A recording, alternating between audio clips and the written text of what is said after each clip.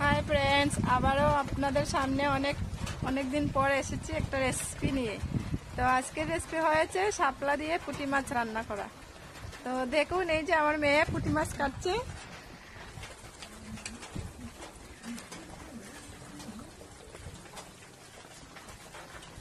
পুঁটি মাছটি কাটা হয়ে গেলে ধুয়ে শাপলা দিয়ে রান্না করব। তো আপনারা সাথে থাকবেন, পাশে থাকবেন, চ্যানেলটিকে সাপোর্ট করবেন। দেখুন, আমরা শাপলা কালকে তুলে এনেছি, তো আপনাদেরকে দেখাতাম। তো আপনারা ভিডিও দেখে দেখে অনেক বোর হয়ে যাবেন বলে আপনাদেরকে দেখাইনি। আমরা এখন শর্টকাট শুধু রেসিপিটুকুই দেখাবো। তো চলুন মাছটি ধুয়ে নিয়ে আসবো, আপনারা দেখুন।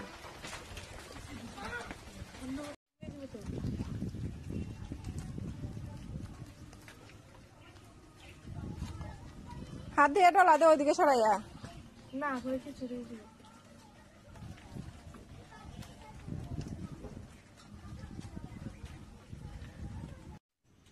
আমাদের মাছ কাটা বাছা হয়ে গেছে, এখন শাপলাগুলো মেয়ে কেটে নিচ্ছে আর আমি মশলাগুলো করে নেব। তো আপনারা দেখে নিন। মাছ তো কাটা বাছা হয়ে গেছে, এখন শাপলা কাটছি। এবার আমরা রেসিপিটা শুরু করে নেব, কেননা তাড়াতাড়ি করতে হবে। বৃষ্টি হচ্ছে, কখন জানি বৃষ্টি চলে আসে। ভাত বসিয়েছি, ভাতটা হয়ে গেলেই তরকারিটা বসিয়ে নেব। আমি মশলাগুলো ততক্ষণ। তো আমি 2 চামচ লঙ্কার গুঁড়ো নিয়ে নিচ্ছি। আপনারা পরিমাণ মতো ঝাল নিয়ে নেবেন। আর হলুদ নিয়ে নিচ্ছি। তো আমি জল দিয়ে মিক্স করে নেব। জল দিয়ে মিক্সড করলে মশলাটা ভালো হয়।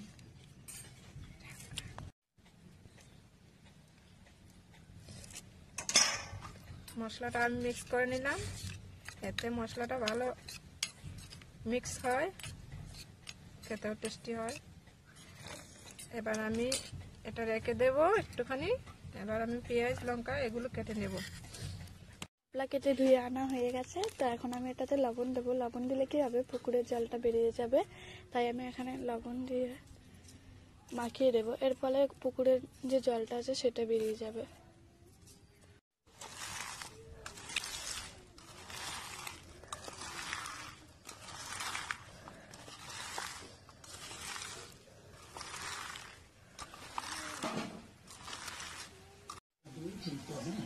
এবার আমি মাছগুলো মাখিয়ে নেব নুন হলুদ দিয়ে। অল্প একটু নুন দেবো, কেননা তরকারিতে তো দেওয়া হবেই, তাই জন্য অল্প নুন দিয়ে মাখিয়ে এবার আমি মাছগুলো ভেজে নেব।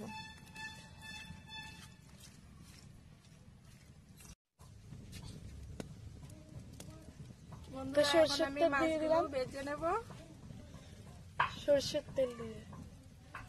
তাই দেখুন মাছগুলো আপনাদের ভেজে যাচ্ছে। মাছগুলো একটু নরম, তবুও ভালোভাবে উল্টে যাচ্ছে, নামছে না। আপনারা তেলটা গরম করে দেবেন।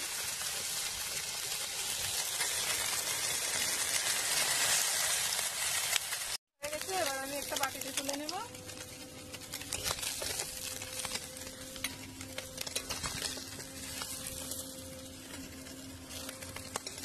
এইবার আরেকবার সরষের তেল দিয়ে দেব।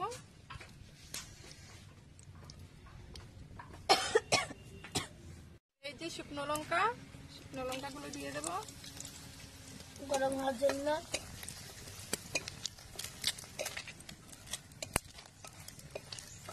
দিয়ে হালকা ভেজে নেব। এবার এই পাঁচফোড়নগুলো দিয়ে দেব।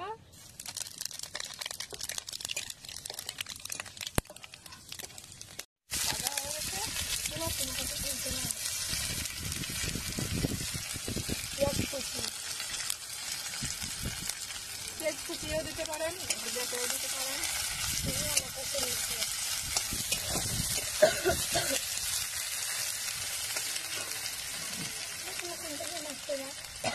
এবার দিয়ে দেবো অল্প একটু নুন,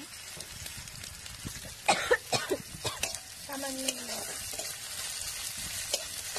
এবার লাল লাল করে ভেজে নেব। পেঁয়াজগুলো ভাজা হয়ে গেছে, দেখুন লাল লাল হয়ে গেছে। আর ভাজবো না, তাহলে পুড়ে যাবে। মশলাগুলো হয়ে গেছিলাম, এগুলো দিয়ে দেবো। এটা হচ্ছে শুকনো লঙ্কার গুঁড়ো আর হলুদ গুঁড়ো।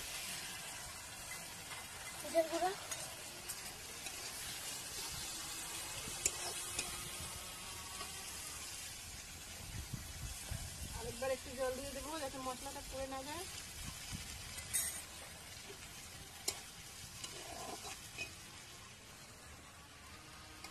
এবার মশলাটার উপরে তেল বেশি উঠলে মশলাটা ভাজা হয়ে যাবে। গুঁড়ো দিয়ে দিচ্ছি।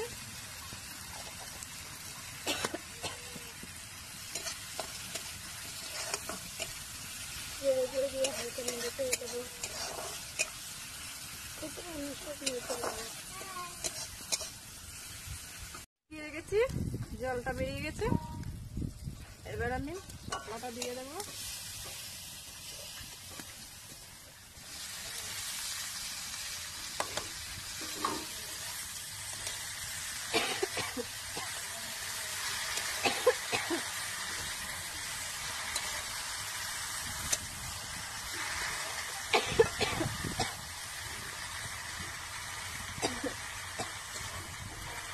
ছেড়ে নিচ্ছি।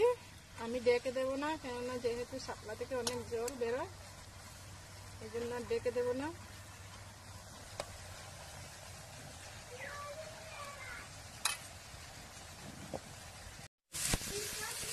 দেখুন এবার শাপলার পুরো জলটা শুকিয়ে গেছে। এবার আমি একটু কষিয়ে অল্প একটু জল দিয়ে দেবো।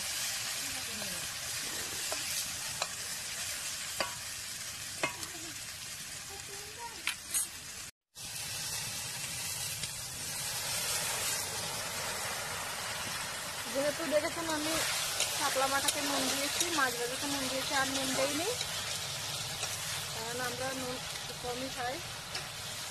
আপনারা যে পরিমাণে ব্যবহার করেন দিয়ে দেবেন। আপনারা আপনাদের পরিমাণ মতো। এবার আমি মাছগুলো দিয়ে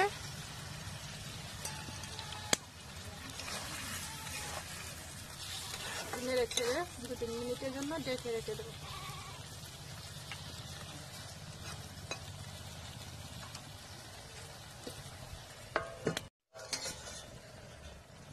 হয়ে গেছে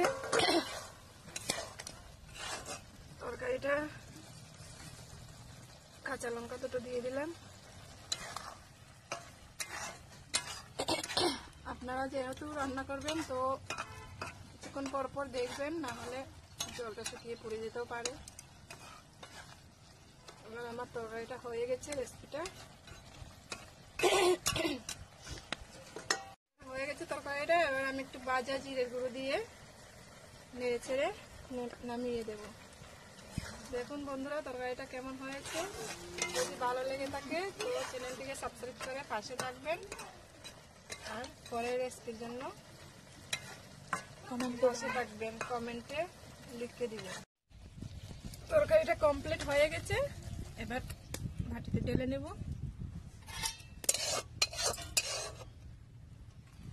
বন্ধুরা দেখুন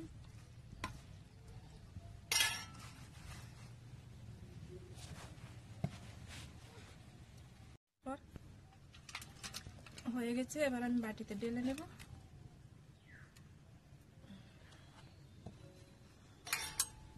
দেখুন বন্ধুরা তরকারিটা কেমন হয়েছে।